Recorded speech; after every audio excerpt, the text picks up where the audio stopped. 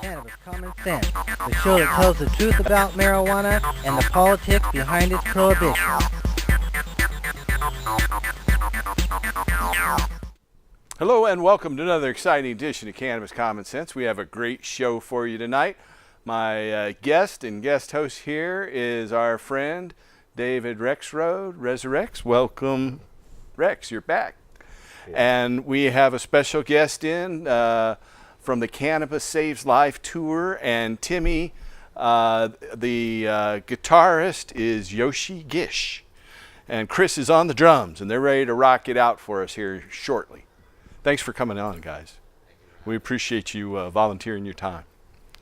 And we have some hemp news. A lot of important news has gone on. We have some video clips. We'll be taking your phone calls if you want to call in a little bit later in the show, but stay tuned as we bring on our infamous Dancing Cannabis Leaves.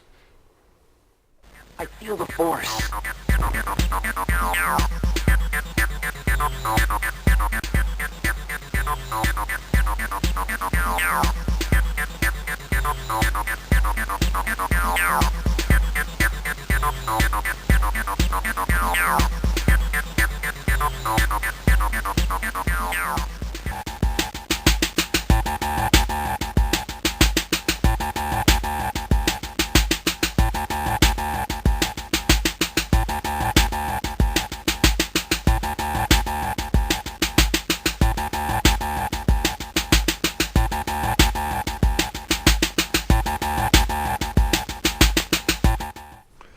Okay, our first story tonight is from right here in River City, Portland, Oregon. When Oregon's lawmakers changed the state system that we set up with Measure 91, they created a legal marijuana program, and they had a goal in mind above all else: to convince illicit cannabis growers to leave the black market. That meant low barriers for entry the industry that also targeted long-standing medical marijuana growers like me, whose product is not taxed. As a result, cannabis production boomed, with a bitter consequence. Now, marijuana prices here are in free fall, and the craft cannabis farmers who put Oregon on the map decades before broad legalization say they are in peril of losing their now legal businesses as the market adjusts. Oregon regulators on Wednesday announced they will stop processing new applications for marijuana licenses in 2 weeks to address a severe backlog, and ask state lawmakers to take up the issue next year. Experts say the dizzying evolution of Oregon's marijuana industry may well be a cautionary tale for California, where a similar regulatory structure could mean an oversupply on a much larger scale. Oregon has nearly 1 million pounds of marijuana flower, commonly called bud, in its inventory, a staggering amount for a state with about 4 million people. It's actually a little more than 3 times the consumption last year. There's enough in inventory to supply 3 times what was purchased in all the dispensaries last year. Producers say wholesale prices fell more than 50% in the past year. A study of the state's Office of Economic Analysis found the retail cost of a gram of marijuana fell from 2015 at $14 a gram to 2017 at $7 a gram. And as many of you can tell driving around, there are now 5, 4, 3, even in some cases $1 grams available out there on the market. The oversupply can be traced largely to state lawmakers and regulators' earliest decisions to reshape the industry from the initiative that was written, Measure 91. They are acutely aware of Oregon's entrenched history of providing top-drawer cannabis to the black market nationwide, as well as a concentration of small farmers who had years of cultivation experience in the legal but largely unregulated medical cannabis program. Getting those growers into the system was critical if a legitimate industry was to flourish, said Senator Jenny Burdick, a Portland Democrat who co-chaired a committee, the Joint Committee on Marijuana Legalization, created to implement the voter-approved legalization measure. Lawmakers decided not to cap licenses, to allow businesses to apply for multiple licenses, and to implement relatively inexpensive licensing fees. Oregon's Liquor Control Commission announced Wednesday it'll put aside applications for new licenses received after June 15th until a backlog of pending applications is cleared. The decision comes after U.S. Attorney for the state of Oregon, the federal prosecutor Billy Williams, challenged state officials to address the oversupply. A company called Nectar has 13 stores around the state, with 3 more on tap, and says on its website that it's buying up for-sale dispensaries too. Canada-based Golden Leaf Holdings, which robbed me, by the way, bought the successful Oregon startup Chalice and has 6 stores around Portland, with another slated to open. Amy Margolis, the Oregon Cannabis Association's executive director, says capping licenses would only spur more consolidation in the long term. The state is working on a study that should provide data and insight into what lies ahead. We'll be reporting on that study as soon as it comes out. Hopefully we'll have some input into it too. Down in Sacramento, California, our next story, California lawmakers moved Wednesday to create a state-backed bank to handle the billions of dollars flowing from the newly legal recreational marijuana market.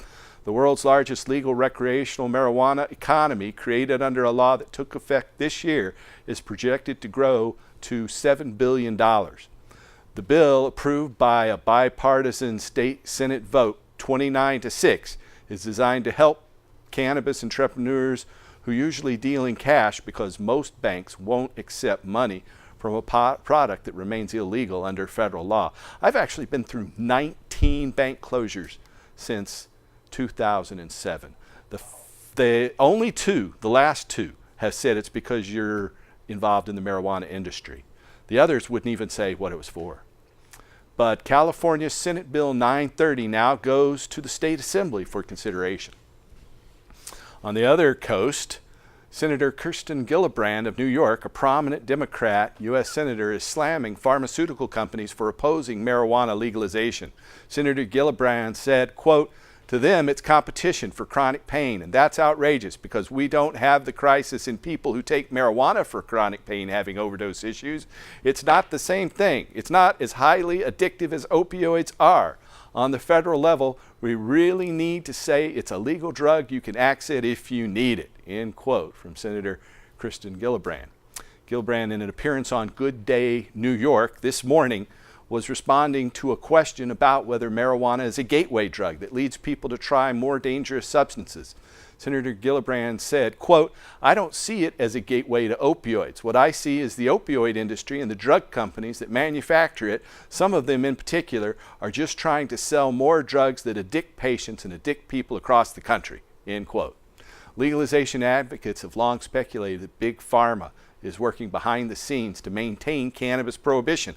They donated a lot of money to oppose us, and in 2016, Insys Therapeutics, which makes products containing fentanyl and other opioids, as well as a synthetic version of the cannabinoid THC, donated $500,000 to help defeat a marijuana legalization that appeared on Arizona's ballot last year. So, down with Big Pharma. Anyway. Eric Holder, the nation's former top law enforcement officer, is not worried that the legalization of marijuana will lead to addiction. Eric Holder said, quote, "I've never seen any scientific evidence that points you to concerns about addiction through the use of marijuana," end quote. Former U.S. Attorney General Eric Holder said in an interview published today by NY1. Comments by the former Attorney General call into question cannabis's current status as a Schedule I drug. That category is supposed to be reserved only for substances with no medical value and a high potential for abuse. In fact, it would mean that marijuana should be moved to at least Schedule III, where drugs with moderate to low potential for physical and psychological dependence are categorized. Although Holder did not move to reclassify cannabis when he had the power to do so as Attorney General, he did specifically endorse such a change just months after leaving office. In a 2015 interview with PBS, he said, quote, "I certainly think it ought to be rescheduled," end quote. And he feels the same way today. He said today, quote, "We need to move marijuana from Schedule I so research can be done," end quote. It is classified now on the same level as heroin is, and clearly that is inappropriate," end quote.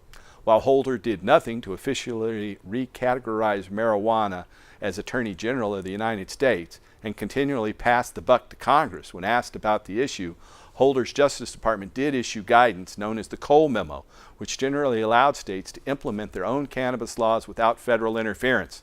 Our current Attorney General, Jefferson Beauregard Sessions, rescinded that memo earlier this year. In the new interview, Holder said he thinks the federal government should continue letting states implement their own legalization laws. Holder said, quote, "Let those be laboratories to see where we want to be. I think if you allow states to experiment, we'll ultimately come to a national consensus about what we ought to do with regard to marijuana," end quote. Next story tonight's from Washington, D.C. Seizures of indoor and outdoor cannabis crops in the United States fell by nearly 40% between 2016 and 2017, according to the annual data compiled by the U.S. Drug Enforcement Administration. According to the figures published in the DEA's Domestic Cannabis Eradication Suppression Statistical Report, the agency and its law enforcement partners confiscated an estimated 3.38 million pounds of 3.38 million marijuana plants nationwide in 2017.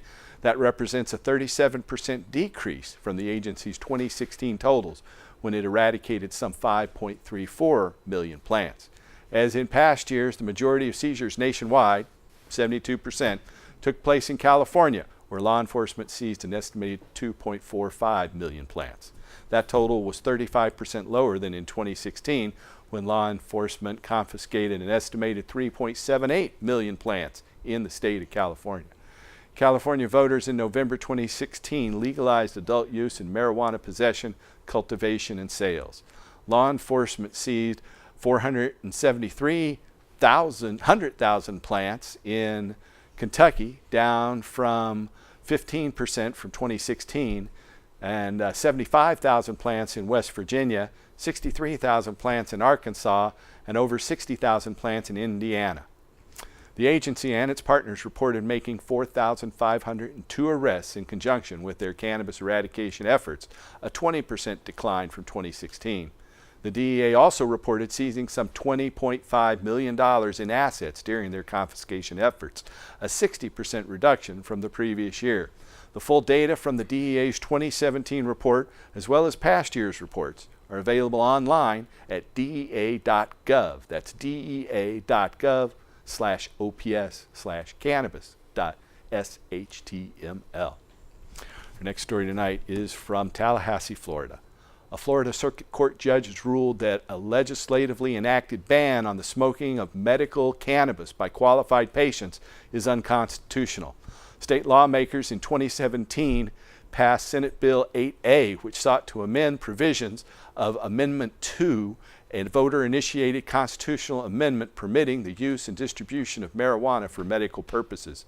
Specifically, the legislature's bill prohibited the possession of marijuana in a form for smoking and barred the use of herbal cannabis except in instances where it's contained, quote, in a sealed tamper-proof receptacle for vaping, end quote. 71% of Florida voters approved Amendment 2 in November 2016, the same time California voted, and Massachusetts. Backers of Amendment 2, including the group Florida for Care and longtime medical activist Kathy Jordan, challenged the no-smoking ban, arguing that lawmakers improperly sought to overrule the will of the electorate. Circuit Court Judge Karen Grievers ruled on Friday, today, in favor of the plaintiffs. The judge ruled, quote, Section 381.986 Florida Statutes 2017 unconstitutionally restricts rights that are protected in the Constitution, and so the statutory prohibition against the use of smokable marijuana permitted by a qualifying patient is declared invalid and unenforceable. Qualifying patients have the right to use the form of medical marijuana for their treatment of their debilitating medical conditions as recommended by their certified physicians, including the use of smokable marijuana in private places, end quote. We've long argued against regulations that limit or restrict patients' access to whole plant herbal cannabis. Many patients seeking rapid relief from symptoms do not benefit from cannabis-infused pills, tinctures, or edibles because they possess delayed onset compared to inhaled cannabis and are far more variable in their effects. This ruling is a victory for Florida voters and in particular Florida's patient community. These legislatively enacted restrictions arbitrarily sought to limit patients' choices in a manner that violated the spirit of the law and the state constitution, and cynically sought to deny patients the ability to obtain rapid relief from whole plant cannabis in a manner that is long proven to be relatively safe and effective. I think it's about 30,000 years. Our next story is from Tel Aviv, Israel. The daily administration of high CBD, low THC extracts is safe and effective in treating symptoms related to pediatric movement disorders, according to data published in the Journal of Child Neurology. Israeli researchers assessed the adjunctive use of CBD extracts in 20 patients with moderate to severe complex motor disorders over a period of 5 months. CBD treatment was associated with, quote, reducing the severity of dystonia and spasticity and improving motor functionability and quality of life, end quote. The participants also demonstrated mood and appetite improvement. The authors of the study concluded, quote, our findings demonstrate that medical cannabis can be administered over at least a 5-month period without severe side effects or aggravating existing symptoms. Our pilot study indicates that cannabidiol-enriched 5% oil formulations of cannabis with ratios of cannabidiol to THC of 6:1 and 20:1 is effective in children with complex motor disorders, end quote. The study, Medical Cannabis for Pediatric, Moderate to Severe Complex Motor Disorders, appears in the Journal of Child Neurology. Our last story tonight is from Annapolis, Maryland. Republican Governor of Maryland, Larry Hogan, has signed legislation into law expanding the state's hemp production program. The House Bill 698 expands the state's existing pilot program to explicitly permit for the distribution, marketing, and sale of hemp, both in-state and out-of-state. Lawmakers had overwhelmingly passed the bill by a vote of 182 to 1. That's the end of our hemp news segment tonight. And now Yoshi Gish and Chris on the drums are ready to rock the house. Go ahead, gentlemen. Thank you. So we released this song with a company called High Tune. It's up in Washington. So if you buy a joint, you can download a song for free. That's right.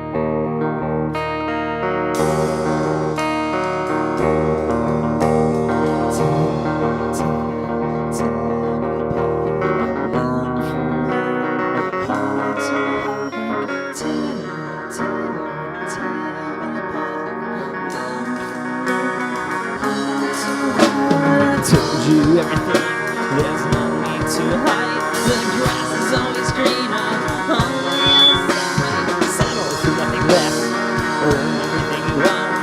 Line one of the best, line one of the long. So tap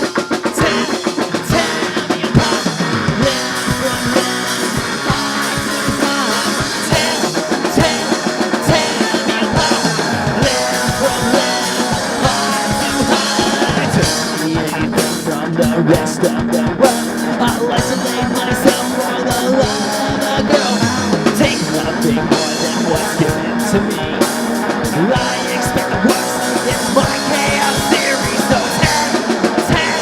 tear me apart. Live from them, heart to heart. Tear me apart. Live from them, heart to heart.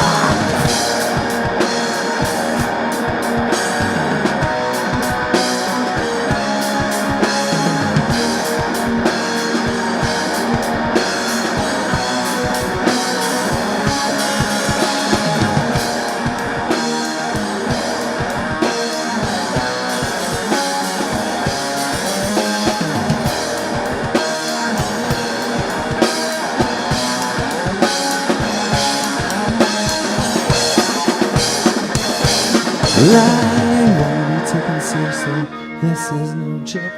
Like squeezed out every thought, an emotional choke. Gasping for words to capture your interest. Explaining myself so you can't see this. Tear me apart. Live from them, heart to heart. Tear me apart. Live from them, heart to heart. Tear me apart. Live from them, heart to heart. Tear me apart.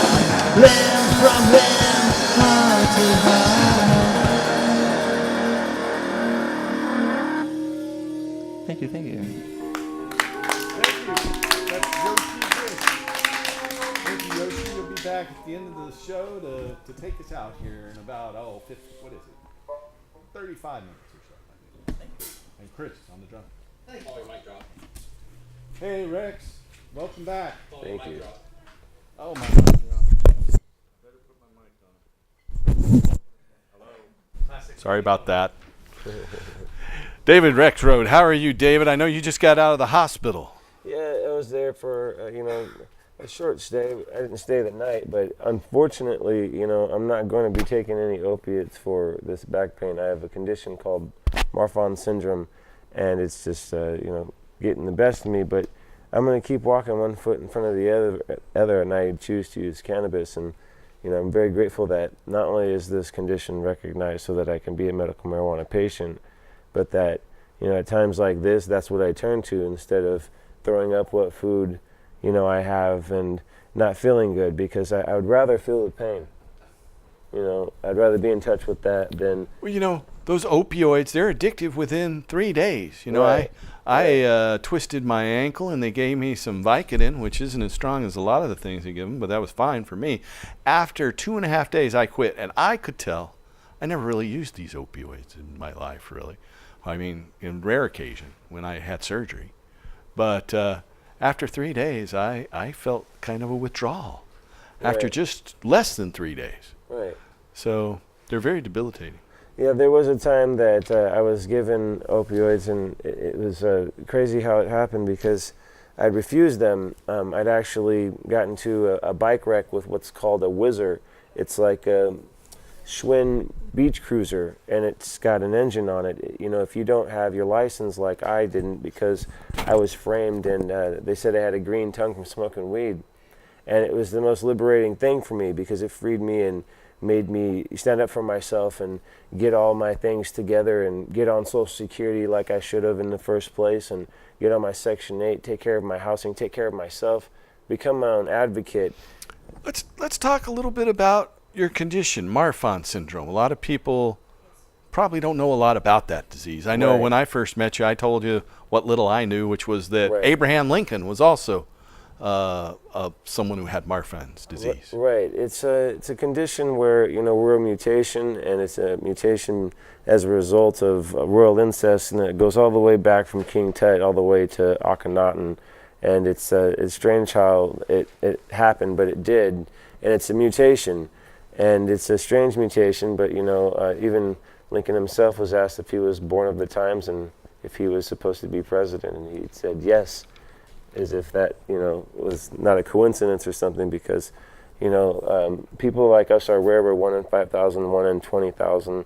I'm not quite sure. So it causes your bones to kind of elongate and fuse in some cases. Tell me about the effects of Marfan syndrome. It's a connective tissue disorder, and the effects of it over time is just, you go through puberty quick when you're young. And there's some signs you can tell, elongated fingers, that you have to know the signs, also concave chest like I had. And, my so way... that causes a deformation of your ribs and... Yeah, your sternum. It concaves, because it just grows inward because you're growing so fast, so quick. And that's just how it works. And that pushes against your heart and your lungs, right? Yeah, and that can cause real problems. Right, and I had to fight for what's called medical necessity, because they had said that my surgery wasn't elective and told me at 13 I wouldn't live to be 28.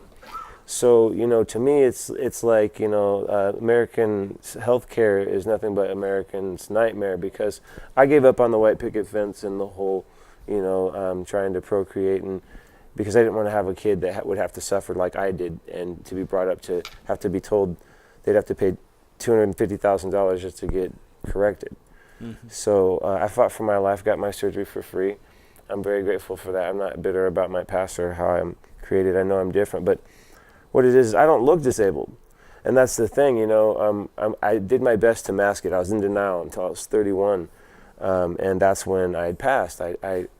I was on this whizzer bike, like I was saying, this Schwinn whizzer bike, and the fender came off and acted like a brake. And I was just test riding it, and I looked over, hit my face, bled out completely. And when this happened, I told the doctors I didn't want to have any opioids. I was like, would you please not give me any opioids? I don't want any. And I threw up. Like, you know, just They cause instantly. you to throw up. Yeah, instantly. And It's I one say, of the things that one of their side effects with opioids is they cause nausea. right. And I said, see, I told you I didn't want to have any of, you know, your opioids. I said, you know, now all that I had to fight this is on the floor.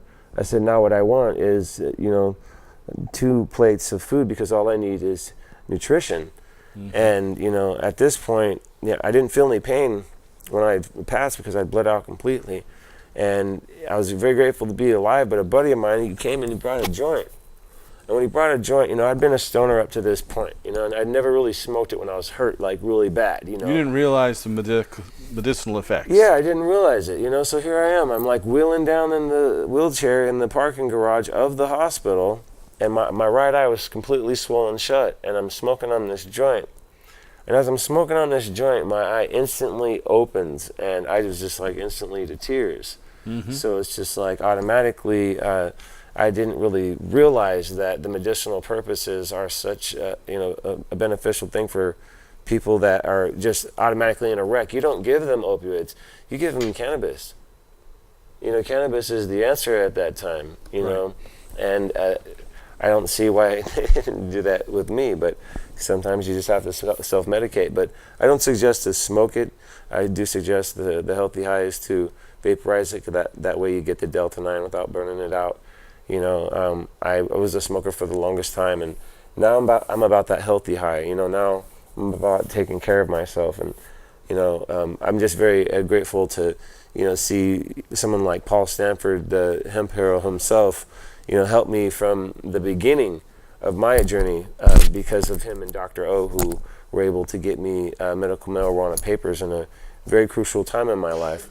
So, you know, all I say to you is stand up for your rights, know your rights. You know, I didn't tell anybody on Facebook or on Instagram, hey, check me out on TV, because it wasn't about that tonight. What it was about tonight was those that's already tuned in. You know, you guys are the ones that get to see and get this opportunity to see that, you know, I'm someone with a disability with Marfan syndrome that's in such pain that, you know, I'm here with the cane that I just picked up today. You know, and I don't walk with a cane, but I sure got here to the show, didn't I? So what precipitated your recent hospitalization? What was it that... Well, it's simple as domestics. I was scrubbing a tub, you know, just cleaning up your house? Yeah, you know, just some clean guy, you know, and you know, just you know, a little bit too much elbow grease, I guess. I don't know. I sat down, and next thing you know, I'm just kinked up. And then you see in this X-ray, it's like my L2. That's a little bit not. It's not slipped. I've already And went that's to a your lower chiropractor. spine. Your Yeah. L2's, there's 3 parts of the spine. Right. C-spine or cervical spine in the neck. Right. And the lumbar spine is the lower one. Right. You can actually see it on my Facebook. You know, it's just like, you know, you can see the pain. You know, people that I can only imagine. You know, Eric, that's on the show. Anytime that, you know, I am feeling like, you know, I'm just going to lay there. I can't get up. I'm really walking for, you know, people like himself, because, you know, we're all cannabis activists here, and there's a lot of people that have disabilities that don't even look disabled. So with me, you know, I don't want to be looked down upon because of these tattoos. You know, these tattoos are a way for me. When did you get those tattoos? I got these tattoos, you know, right after I had passed, because, you know, before I had passed, I had always hid behind, you know, 2 shirts, and, you know, if I'm hit one time in the chest, that's like death to me. So I didn't want anybody to know. So I got this tattoo. This is the tattoo that I have on my chest.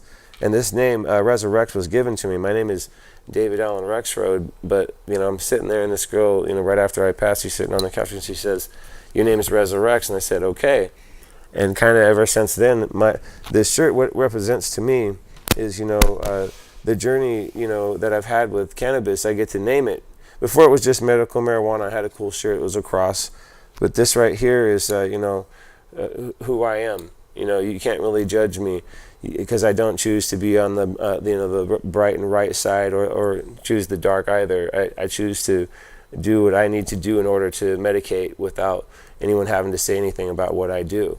And I'm just grateful to be, you know, independent, and to speak up for this, and to be able to have my SSI and Section 8 and a place to live, and a good friend like Paul Stanford to bring me on a show when I'm in such severe pain that I know that after the show, I'm pretty sure I won't be as much pain. We will go and vaporize. For I know. sure. I'm glad I got you to start vaporizing. I know Yes. you were having some throat issues. Yes. You had to have some polyp removed. Yes, that's that a caused growth. some problem. Yeah, that's a growth from, not taking care of yourself, and as far as your bongs out there, if they're dirty, that's not even good for you. I mean, you really have to keep things clean. I don't see really why us cannabis consumers don't just ingest like we should, vaporize like we should, because he's been suggesting that to me for a very long time. And as far as like being a patient, that's the best medicinal way to do it. Well, I can just say, I started smoking. I first smoked when I was 11 or 12. Bought my first pound when I was 13.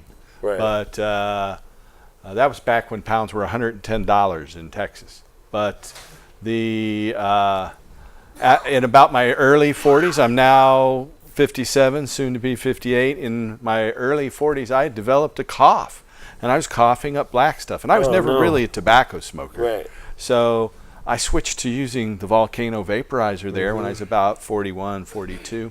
Within 3 weeks, that coughing went away. Right. The wheezing went away. Right. And so what happens is when you smoke, about 95% of what you're inhaling are combustion byproducts. Only about 5% are the cannabinoids.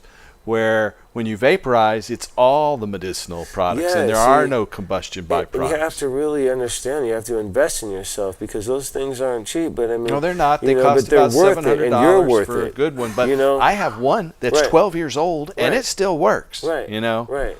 And so they last a long time. Yeah, and a lot of people give them up, and I'm just trying to say to all you people out there, you're worth it. Invest in yourself, do that. Don't continue to hit out of a pipe that's so resonated and nasty that it just makes your stomach turn. You don't need to have the butane to light it either. My problem with my throat was I took a crystal rod and lit that up, and then had that in this 2.5-foot beaker bong, and it was just extreme green. But there'd be times it would be stale, and it just didn't work. And then the whole time, Paul's voice in the back of my head, you should just vaporize. So I finally did it, and I invested in one. I'm so happy I did. But even now, the heat from the vapor is not really good for me, so that's why I just wait until Friday. Yeah, well, when it fills the bag, it gets to cool off, that's for sure. Right. But, we are taking your phone calls tonight. If you have a question for us, you can call us at that number there on your screen, 503-288-4442.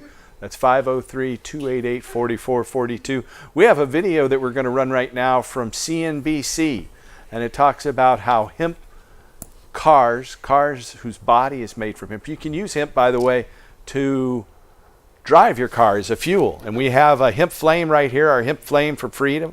This can be poured this is hemp seed oil here. This is our wick, a little hemp fiber wick from the stems. The seed oil is what this is. You can take hemp seed oil, press it, pour it right into any diesel engine, turn the key, and drive the car on that biodiesel hemp fuel with no conversion to the modern diesel engine at all. They had to synthesize petroleum to create the fuels that run our internal combustion engines today. But hemp can completely replace those, and completely replace the plastics that are swamping our oceans and landfills with a biodegradable plastic alternative. And then we have hemp concrete. This stuff's been made, it's hemp fiber with quicklime or powdered limestone, and it's been used as a building material for more than 10,000 years. And so check out hempcrete. That's what we're calling it these days, hempcrete. We have a video though, a hemp car that is stronger than steel. We'll be right back after this video. Too cool. You want to try?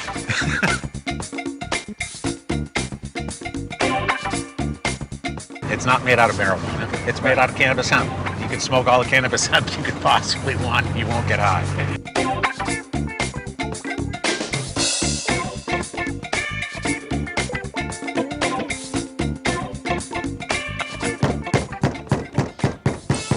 I should start now. The ultimate goal, Jay, is to introduce the world's first carbon negative vehicle. And the key to that is going back to what Henry Ford advocated back in 1941, and that's the idea of make everything you possibly can, including your fuels, out of plant material.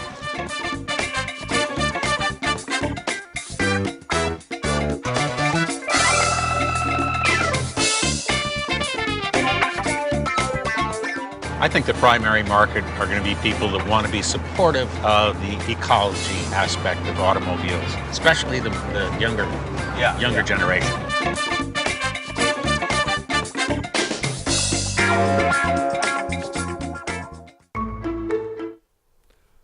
All right. There's a quick clip from CNBC. Jay Leno's there. He always drives some kind of crazy car all over the place. Right. So I see my new dream car. Yeah, he's got a couple shows out there on various car makes, but it's good to see him do that. And that looks like a nice car for just 40 grand. It's not that expensive. It's not very big. I'd have trouble squeezing in that little thing. But I guess if Jay Leno can do it. Yeah. I mean, I guess you drive right through steel cars. I mean, you wouldn't even Wouldn't want to try that. Wouldn't want to try that. Yeah. But again, if you have a question or comment for us tonight, you can call us. It is June 1st. If you're watching it outside of June 1st, don't call. But if you are, you can call us at that number, 503-288-4442. We've had a problem. Oh, there goes my microphone.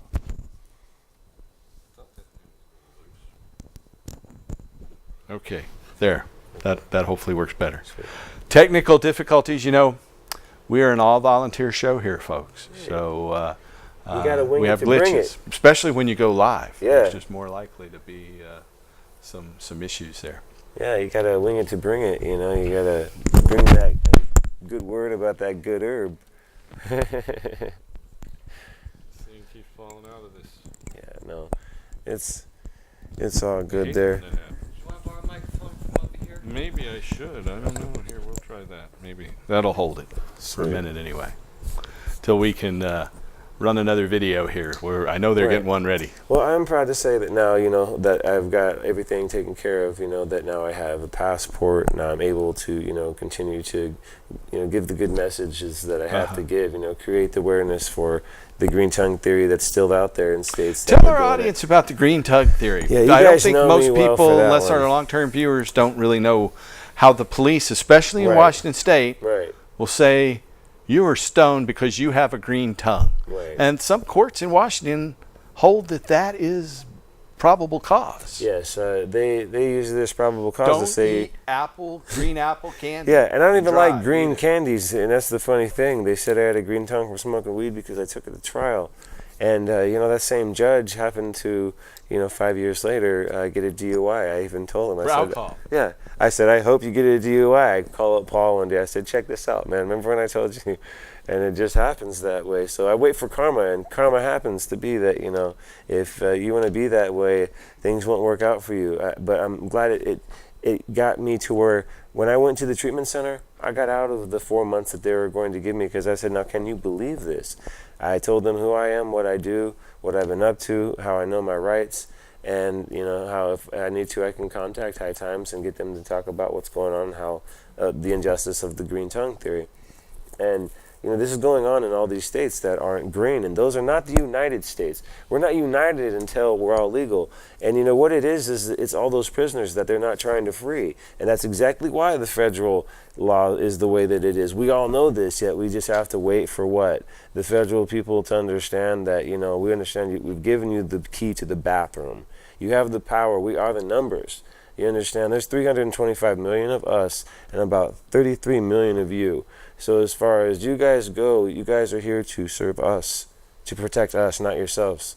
So it's time to help the people, weed the people, and stop, looking at it like the currency it is, because the money isn't anything but monopoly anyway. We all know that. It's not backed by silver or gold. It's probably going to fall, the bottom's going to Right. fall out of it, Right. with the tariffs being imposed on our allies and the Right. big trade war going on Right. and the huge deficits, and the economy is bound to crash sometime soon, and it's Right. not going to be pretty, folks. Right. I mean, it's strange how some presidents come in and destroy the economy, Right. and like, for instance, Bush the first, and then Clinton Right. came in and fixed it. Yeah. Then Bush the second, Yeah. he came in and destroyed it, and Obama came in and fixed it. Yeah. And so now Trump is riding on Obama's Right. work, Right, and right. but he's completely undermining it. And Right. you know, I just hope he doesn't launch a war to hide. You know, we're already in too many wars already. Right, and as you know, this accident, when I passed, you know, something happened. I came back, you know, and I'm wide awake now. So as far as like being wide awake, I'm tired of. You're like, woke. That's yeah, the I'm new woke. term. You know, I may be broke, but I'm woke. Hey, we have another video with our friend Jorge Cervantes. He's going to tour Greenhouse, and we'll be back in about 4.5 minutes. Sweet. A greenhouse is one of the best places to grow medicinal cannabis. And if we take a look at this greenhouse right here, we're looking at the third crop that's been grown in this greenhouse this year. They started about the end of May and put little cuttings out, you know, nice little cuttings out here, and harvested again, and now they're about to harvest the third time, and it's the third week in September. Well, how did they do it? It was real simple. Since they had this structure here, they just darkened it out, and that made 12 hours of complete darkness. And they did that, grew the plants up about so high, harvested them, and then did it again. And like I say, now they're in the third time. Let's take a close look at this little greenhouse. If we look at the outside skin, we can see it's plastic, and it's got a UV inhibitor in it, but it's also covered with this stuff right here. And this is this aluminet, it's called. And what it does is like an aluminum net, just like the name says. And what it does is it reflects the sun, or reflects the heat, and it lets 30% of the sunlight through. So it cuts the sunlight, but the big thing is it reflects the heat here. And this stuff's pretty inexpensive, $1.50 per linear foot, and you can get it, I think it comes in 10 or 12 foot lengths.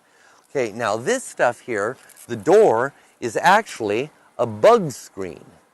And it also diffuses the light so it doesn't get too, too bright in here. But the biggest thing it doesn't let too many bugs in. You know, it's real fine, it could be finer, but then it wouldn't breathe very well. But it doesn't let too many bugs in, and that's a good thing. And right around the edges, you can see it's fastened with a little bit of Velcro. And that Velcro was just stapled on, so it's real easy to apply. And then let's just open the door here. We just throw it up on top. Now let's take a look at the how this was framed up and everything. If we look down here at the base, we see that it was framed up with 2x10s. And these 2x10s go all the way around, and they're perfectly square. That's important, that it's a perfectly square rectangle, because everything, all the overhead joists, or all the overhead, not joists, but arcs will fit in properly. Now, if we go inside the greenhouse, we'll see a few more things. And on the inside, you can see they've got this weed barrier. It lets the water go through, but the weeds don't come up, and that's a good thing. So let's take a look inside. Let's take a little look and see what we got. I think I'm going to get down here so we can point things out. We've got a nice big vent fan hanging up here, and then we've got little circulation fans. There's several of these along the roof, or along the ceiling, excuse me, and a little dehumidifier right here. This thing's just pulling the water out of the air. And then on the floor, we can see it's got a drip irrigation system down here, and everything's got a saucer underneath it here. Now, the way they water these geopots, or smart pots, they've got kind of a fabric outside, and they breathe air through the outside, and they use quite a bit more water than a rigid side pot, you know, a plastic pot. And what happens is he waters for 5 minutes, lets the water stop for 30 minutes, waters again for 10 minutes. That way everything soaks in real well. And if everything drains through too fast, or the water drains through too fast, it's caught in the saucer long enough to wick back up into the soil. And that's a real smart way to water. And then also he watches several times a day. wants to make sure that it doesn't get too hot in here. That's what the aluminate on the outside of the shell is for. It really keeps it a lot cooler in here. All right, there's our friend Jorge Cervantes, who was here in Oregon briefly, but he's in Mexico, in Guadalajara. There's a big Mexican conference going on down in Guadalajara with former Mexican President Vicente Fox and a lot of other luminaries down there. And Jorge was invited down to that. So he will be back though next month, and maybe we'll have him back here on the show live, in addition to him allowing us to use his videos. He has been banned on the YouTube. His channel was taken down, as were a lot of our other friends like Marijuana TV from Barcelona, Spain, Greenhouse Seeds. Many different YouTube channels relating to cannabis have recently been taken down, apparently because advertisers asked Google to do that. So I know Google's old slogan used to be "Don't be evil," but banning Jorge Cervantes and these other marijuana channels, to me, that's evil. So I mean, he had hundreds of videos up there that people all over the world were learning from. So some of them with over 1 million views. So it's a shame to see his huge archive taken down. He's not going to go back there though. So we were talking a bit about your recent hospitalization. You're also working with the Marfan Foundation. Is that the name of the group? Yeah, the Marfan Foundation. You know, I did this walk for victory, and I just barely was able to walk that. It was just across the bridge that was built to walk, and it's over there by the OSHU in Portland. Is that the Tillamook Bridge? Is that the name of that new bridge? I think it's I believe Tillamook. so, yeah. It's the nice one that's lit up at night. Yeah. Isn't that something? It's pretty. It's pretty, Yeah, but yeah. it's only for foot traffic, bicycles, and mass transit, bus and light rail. Right. Well, I'm basically the rock star of the condition, they say, because of the gold grill, which is pretty funny because, the reason why I have this is because I'm a man of my word, and, I value my word more than gold. And, that's all that we have, because, no matter how rich you are, if you don't value your word, you're worthless. Mm-hmm. So this is just my way of, seeing who the haters are. Mm-hmm. Because, if they see this, automatically they think I'm some kind of gangster or whatever they want to think. Because they have no idea of what my struggle is and what I've been through and what I'm speaking about. And with my condition, life's short, but I'm not. And, the people with our condition, we're kind of like shooting stars, Like Abe Lincoln. Yeah. You're what, like 6'6"? 6'4.5". Okay. And, I think that was the same size as him. And he was the type to have a lift in his shoe and have a tall hat just to be that guy. But, it's funny. Honest Abe, he's a great man, and I'm glad that he had that. So did Obama. Mm-hmm. Obama had it as well, and that's another president. But, we were speaking about presidents earlier, and presidents aren't elected, they're selected, and they want us to pick a side when all we need to do is, understand that there's only one race. They want to talk about races. It's the human race. That's it. Amen. It's that simple. And there's only one religion. It's called love. And it's that simple. And, you just have to understand that, living is giving. And, that those people that are homeless, who are you to judge them? The most needed, least donated is, socks. And here I am on Social Security, and I'm grateful to do that. You bought a lot of socks and given them away to homeless people on the street corner. But you don't see me posting that on no Facebook now, do you? No. And, that's just how you do it. You don't say, hey, look at me. You do what you do for those that don't do it for themselves, and they'll look at that because that to them is gold. And the water is life. If they're drinkers, hey, that's helping them get sober that day. It's that simple. Giving them a granola bar on top of that. Show them where they can go, the local places that can take care of them for the night. It's simple. We have enough places for the homeless people. I do believe that the homeless people should have the job to pick up the streets. That should be their job. And we should let them have cannabis. Yeah, I don't have a problem with that. Would you have a problem with that if our streets were cleaned and here we wouldn't have all these tent cities? We'd have them actually having jobs. We need to not stop spending all our money on bombs and nuclear submarines and war, right? And the war racket, and start spending it on the people. Yeah, if we can have hempcrete here and we can have the Japanese that can fix their roads in 6 days, yet we have to wait and have traffic jams. And what's going on in Puerto Rico? I mean, here they've haven't had their power restored in almost a year now. Yeah, they need to have the solar off the grid. We don't need to be dependent. We all need to be independent and live and think green, and that's the only thing that, you know. Detroit still don't have water. Yeah, Right. yeah. They're the It's folks sad. there in Michigan. It's They're sad. Still, They don't live by the drinking. golden rule. That's the only rule that matters. Yeah, and that's because the governor of Michigan cheated the people of Flint and diverted good water and gave them the bad water. Wow. Not Because surprised. and it's racist. There's so many racist Not things out surprised. there. And like you said, there's only one race. We're all human beings. Exactly. We have different tribes. Right. And we've got to learn to live together with peace and love, like you Right. said. Right. You know, I want to say that first of all, if you are looking for a doctor who can help you get a medical marijuana permit, we have a referral service for people all around the country, whether you've got chronic pain or any other painful condition or any of these conditions listed right here, or any others you might be curious about. You can call us, and we have a doctor referral service. You can call us at 503-235-4606. That's 503-235-4606. Now, you know, I started the THCF medical clinics here in Portland, and we spread out all around the country, and I renamed them and trademarked the name Empower Healthcare. And an Israeli-Canadian oil company called Adira Energy came in and stole my business without paying me a penny. They lie and tell people. They did it through a bizarre court action almost 2 years ago. It still hasn't come to trial. I'm still fighting them. They spent $2 million on attorneys. I spent $150,000. It's because of them that we have this banner here turned around backwards, because they got a judge to order that I couldn't use the THCF Foundation, the Hemp and Can, even though that's the name of our nonprofit Oregon corporation. I can't represent myself as being affiliated because they claim they bought it, even though they never paid a penny. So it's just bizarre the way they can get the courts to rule for them when they have that much money.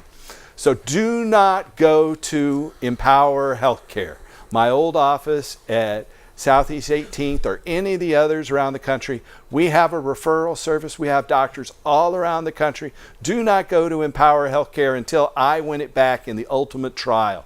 And in the interim, we have doctors we can refer you to. Just call us at 503-235-4606. That's 503-235-4606. Also, if you'd like more information about votes to legalize marijuana, there's a bunch coming up this next year, medical in Arkansas and South Dakota, full cannabis legalization in Michigan. If you have any questions about cannabis, cultivating it, or getting a medical marijuana permit referral, call us at 503-235-4606.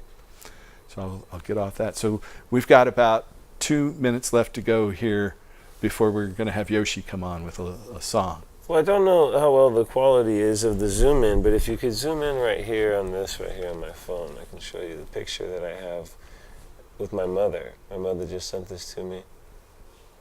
Let's see. So you want to say hi to your mom? Yeah, hey Mom, how you doing? Hey, Thanks, David's mom. Thanks for sending that to me.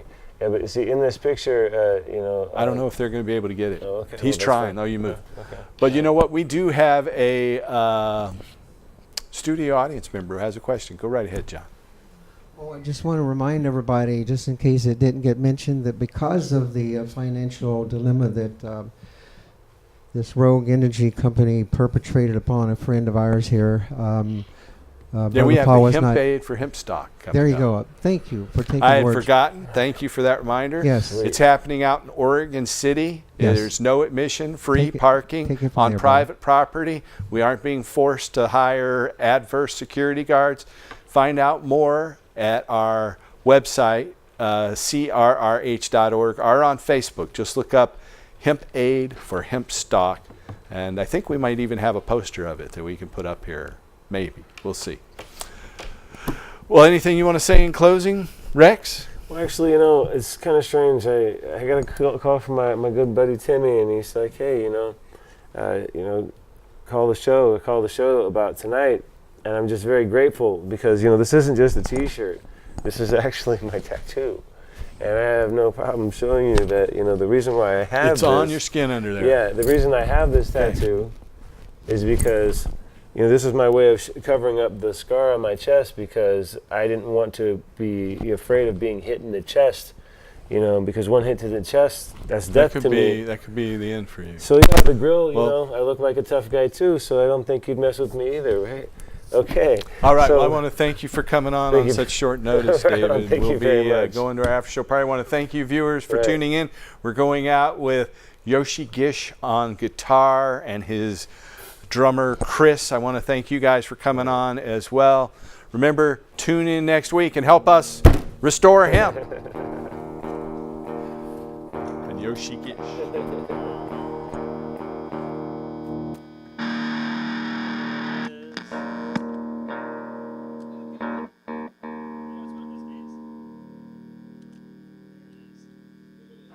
It's supposed to be a bass guitar. Ready for this, Chris? A 1, a 2, you know what to do.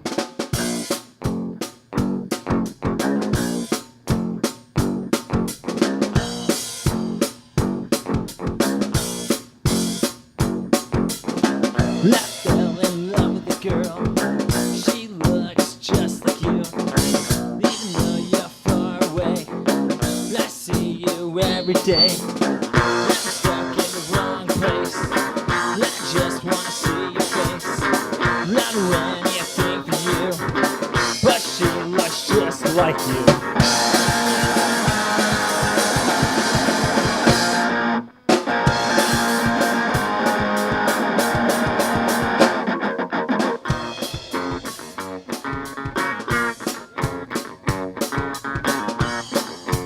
So June 29th, we're playing Ollie Underground. And we're giving away socks and bottles of water to the homeless. Like us. I fell in love with a girl. She looks just like you. No one understands. No one knows me. She is so cool. No one knows you. Her eyes are blue, but she looks just like you. Why like you? Why like you? Why like you? do I look like one? Why like you? Should I rock with